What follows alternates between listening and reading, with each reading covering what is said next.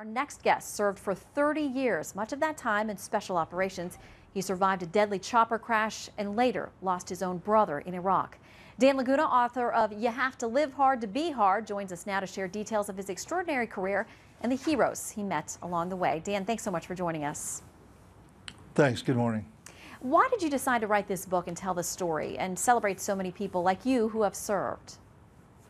Well, the reason I wrote the book is to help loved ones that were left behind to understand the sacrifice that their brother, uncle, father, husband that sacrificed to get in there and help a person they never even knew in combat, to get them out of that harm's way.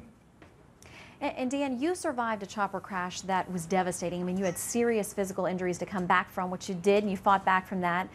Later to only lose your brother in a chopper crash as well. Today we are celebrating and really recognizing this weekend those who have sacrificed in service to our country.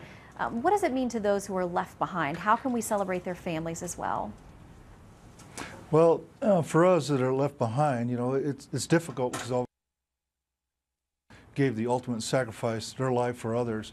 Is the best way is to fly American flag, thank a veteran that you see, especially those that come back and maybe missing, you know, an arm, a leg. You know, those guys are the real heroes. They don't ask for anything. They just come back and try to fit back into their daily lives, and it's difficult for them.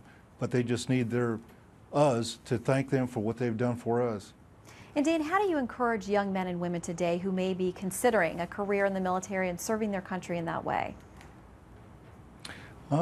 You know, in fact, it's funny you asked that question. I just sat down and had lunch with a young lady that wants to serve her country.